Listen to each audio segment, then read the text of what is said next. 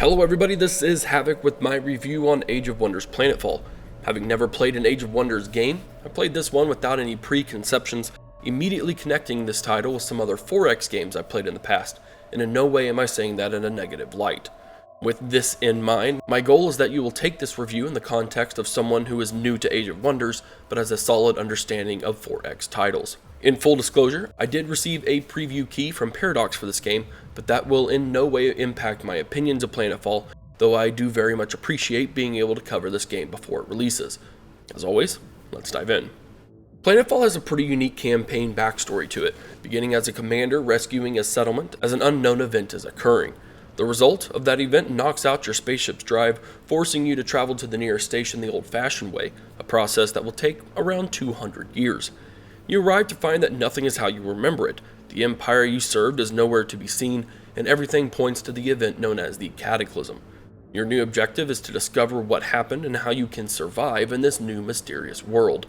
It's a pretty interesting scenario to be presented with. You meet new factions as your campaign progresses, eventually playing as those factions across several different types of planets throughout the galaxy, slowly but surely piecing together just what this event did and if it can be avoided again. I've only played as 3 of the 6 factions, and I've met almost all of them in my campaign. The races are, for the most part, unique enough in their motivations, units, and heroes to not seem copy-pasted with different models. That being said, they do have parallels to your standard fantasy race types. The Vanguard are typical Empire militant humans, the Devar are space dwarves, and the Syndicate are your stealth crime lords, and the Assembly are essentially the Borg. Not that there's anything wrong with having these parallels, as it does bring some immediate familiarity to the game, even for first-timers like me. Just don't go into this game thinking you're going to see some super abstract faction types here. If there is one thing that slightly bugs me about the setting of this game, it's that 200 years does not seem nearly long enough post-event. The future sees some extremely long lifespans, and even after 200 years of cryosleep, you awake to find several people you know still alive and fairly well off. It plays into the campaign nicely, especially story-wise, but 200 years really only feels like a couple of decades went by, and that really doesn't give you the dramatic shift post-apocalypse feeling that I think the game is aiming to achieve, which was just a slight bummer for me. Anyone who isn't new to this channel will know that I place an extremely high value on user interface and user experience, pretty much anything else design related. The information on the screen and on the campaign map needs to make sense quickly and easily, even in the context of a 4X strategy game, and it helps when the campaign map is well designed too. Planetfall fits that bill exceptionally well in all areas.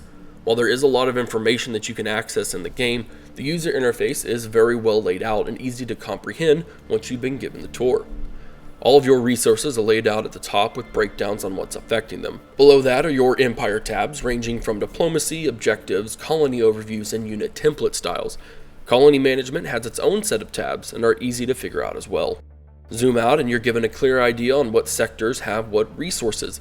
Even unit stats are given a full breakdown that's well designed and understandable, something that's not always accomplished in strategy games. Turning to the actual campaign map, and Endless Legends immediately comes to my mind, but obviously more futuristic. I've often said that Total War has some of the best campaign maps in strategy games, but I really enjoyed the very landscapes I got to see in Planetfall.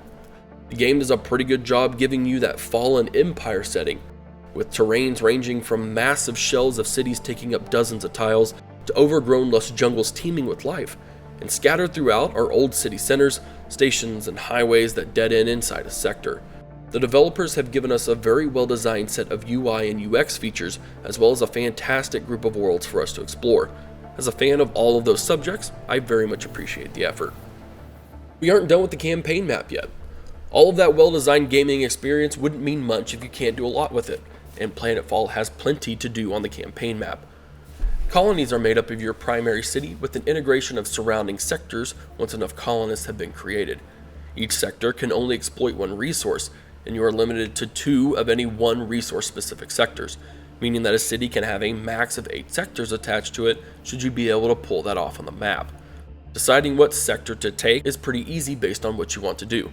As mentioned before, zooming out shows you what resources the surrounding sectors have, and it gives you a really easy idea on where you want to expand.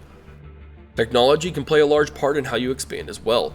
Broken into military and society, your military tree is geared to unlocking more advanced units, developing different mods for your units, and crafting different tactical operations you can use on the campaign map during battles. It's the society tech tree that benefits your colonies and sectors through economic development, government policies, and espionage. In this tree, you can unlock better buildings and more effective ways to further exploit certain terrain or resource-specific sectors, make colony life more livable, or find ways to exploit other factions in various ways. While the tech trees can be varied based on whatever faction you're playing as, there are quite a few techs that seem to give the same benefits across the board, and they are typically the techs in the middle row of the tech trees. The society techs are especially close, and I guess there's only so many ways you can make exploitation tech seem different. It does tend to get a bit redundant, and I've found myself rarely deviating from certain tech tree paths no matter the faction, simply because they have such similarities. Regardless of how you approach expansion, you won't do so without running into other factions. Not only are there other factions doing the same thing you are, but you also have stationary and roaming NPCs, hostile or otherwise, throughout the map. Your armies can take on these enemies with the chance to gain various resources or weapons to upgrade your heroes. It's also a great way to gain experience for your armies, increasing their army power and making them more battle hardened. Contact with other factions can initiate diplomacy, which takes on various forms in Planetfall, but nothing terribly new to the genre. With an NPC faction, you'll receive various objectives throughout your campaign mission that can increase your reputation with them. This ultimately unlocks the ability to purchase mods or units from that faction at the expense of your influence resource. This is a quick and easy solution to filling in your armies with some different types of units to use on the battlefield, something we'll get to in another section of this review. With the major factions, you have a very typical diplomacy setup. Treaties from non-aggression to alliance, open borders, shared vision, and even being able to build on another faction's claimed sector. Sectors and resources can be exchanged as well. And should you need to boost or condemn your relations, a bit of influence resource can push a relationship a long way in either direction. Insult another faction or trespass onto their land, and they'll accrue casus belli points. Enough casus belli points can justify a war that won't affect your population's opinion of you negatively. So say there's a faction you're wanting to destroy and they're on your land, it's not a bad idea just to let them hang out there to eventually get that justification to wipe them out. Diplomacy works well enough in the game, though as I said, there's not a lot different from most strategy games in that field. There is the fact that developing alliances is almost always going to be one of the possible ways to end a mission, or at the very least be a sub-objective with great benefits. As such, it's something that you can always pursue and use in all of your missions should you fancy that playstyle. If diplomacy isn't your thing, and I know for a lot of 4X gamers it's not, there's the military side to Planetfall. But before we get into the battles, we absolutely have to take a look at the customization, as it's one of the biggest parts of the game. First, we can customize our faction leader's looks with a host of different settings. After noticing that the presets were almost exactly the same no matter the faction, I just had to go with this cowboy/mercenary style look across the board. I'm always a fan of leader customization, and there's definitely enough settings in the menu to create your own unique character. Next, we move on to the faction traits. Your trait availability is point-based, meaning you can potentially have more positive traits by throwing in a negative trait to give you more points. These traits will have various effects for your faction during that mission. This is also a great helping hand to crafting a unique faction that plays to your strengths as a strategy player. And to be quite honest, most of the negative traits are pretty mild considering some of the benefits you can get from those extra points, so I always recommend going for it if you can. With that aside, it's time for hero and unit modification, one of my favorite aspects of Planetfall. At any time during your turn, you can modify your heroes and units. Heroes on a level up can choose upgrades in various fields, from increased health, reducing negative morale effects, or being more accurate with things like ranged weapons. They can also be equipped with two different weapons that you've either picked up as you've conquered enemies, or in the shop, which will cost you in resources. This can help you create different types of leaders that can work effectively with different army makeups. You could create a super powerful sniper type leader, or one that gets down and dirty in melee. It's completely up to you. Affecting both heroes and units is the mod section on the right hand side. You can unlock mods through the military tech branch, and these mods can do so many different things. Switch out your ammo type for different damage effects, attach different types of armor to counter certain damage effects, or say attach a target relay to boost your accuracy. You can have up to 3 mods at once on a unit, and anytime you make a different combo, it creates a new type of that unit. You could also develop a certain type of modded unit, then upgrade all units of that type throughout all your armies. That is pretty expensive to do depending on how many you have, so keep in mind both the expense and the upkeep cost of doing something like that across the board if your economy isn't in the greatest order. This type of customization means you could have several different modded types of the exact same unit inside a single army, which to me is a pretty cool thing to have, and I love the idea that I can create a very specific type of unit to cater to a different role inside of my armies.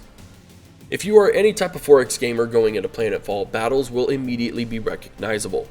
Armies are limited to a max 6 units apiece, which initially seems off-putting in terms of manually fighting battles. But factor into the equation, you could have 6 other armies join you in a battle, and suddenly you have upwards of 42 units per side, and those battles can quickly turn nasty, but are also absolutely amazing to play. Planetfall's marketing has catered more to the XCOM side of battles as they're calling, but it's definitely a mix of XCOM and Endless Legends to me. The multi-stage hex movement and abilities like Overwatch and percentage hit changes are very much an XCOM move, but it's the fact that entire units are on your hexes instead of individuals that brings in Endless Legends to me. The battles are turn-based, and it's simply a matter of last man standing that determines the victor. Objects on the battlefield can provide cover bonuses, but depending on the environment they are in, they also provide potential hazards you need to avoid or you can exploit against the enemy, such as barrels that can be blown up to damage surrounding units. At first, I didn't see much strategy or joy in battles as they were quick and usually resulted in a victory for me. But man, as I progressed in my missions and in my campaign, battles quickly scaled up, and the battlefields became more challenging, and now I see the massive weight a few strategic moves can make to turn a situation around or to end in dramatic failure. I now look forward to the bigger battles, even if it turns into me replaying it 5 times to finally emerge victorious. I honestly cannot wait until further in my campaigns when my battles are constantly full of late game units, causing some serious damage. That alone is a reason for me to keep playing Planetfall, and a damn good one at that. To wrap this review up, what is my opinion on Age of Wonders Planetfall? For me, this game was a surprise, I'm not gonna lie. I came into Planetfall with not very high expectations despite seeing some gameplay and following the dev diaries. It's not that I thought it was a bad game, more that I simply didn't know what to expect from an Age of Wonders game, and I didn't want to overhype myself like some other grand strategy type games. However, what I found in my over 20 hours of gameplay is a game that offers a great story so far, a unique colony management system, fantastic customization abilities, and strategic, often nail-biting battle experiences. Planetfall is a truly great game that I'm going to play through to completion, and I have no doubts that I will enjoy every bit of it.